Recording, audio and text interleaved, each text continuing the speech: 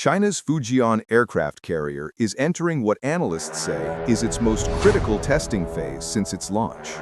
Recent images show J-35 and J-15T fighter jets, along with the KJ-600 early warning aircraft, appearing on deck one after another. What drew the most attention, however, was their preparation for the electromagnetic catapult system, or EMALS, a technology often described as the heart of a new generation of carriers. Chinese state media, particularly the Global Times, have hailed this as a historic milestone. They claim Fujian's catapult is 20 to 25% more efficient than traditional steam launchers in every respect: speed, load capacity, and adaptability to a wide range of aircraft, including large drones. Until now, the United States was the only country with such technology, deployed on the USS Gerald R. For Beijing to field its own version, commentators note, carries a strong political punch. Why carriers need to launch aircraft? For many readers, the puzzle is why planes can't simply take off on their own. On land, runways stretch for thousands of meters, giving heavy aircraft enough space to build speed.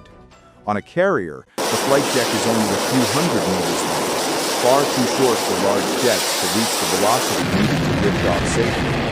Without assistance, the risk of stalling right off the bow is dangerously high. That is why carriers have relied on launch systems for decades.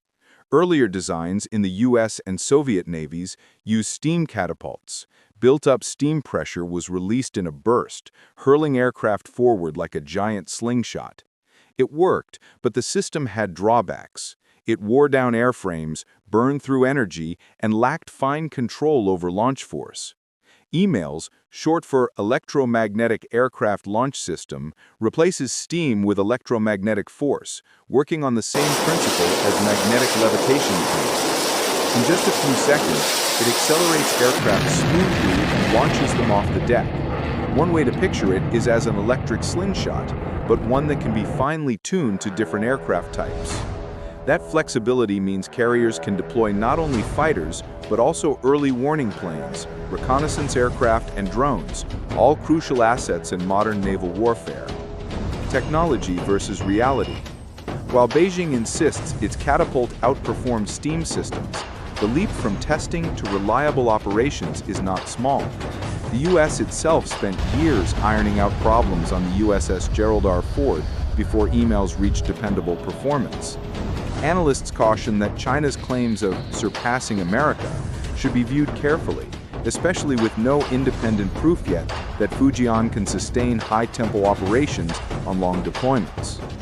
Perhaps more important than the technology itself is the symbolism. Showcasing EMALS on the Fujian is as much about politics as engineering, a signal of China's rising naval ambitions. To outside observers, it underscores how far the country has come in modernizing its fleet. Whether this capability translates into a lasting strategic advantage, however, will only be clear once the Fujian proves itself beyond port waters, under the unforgiving demands of real-world deployments.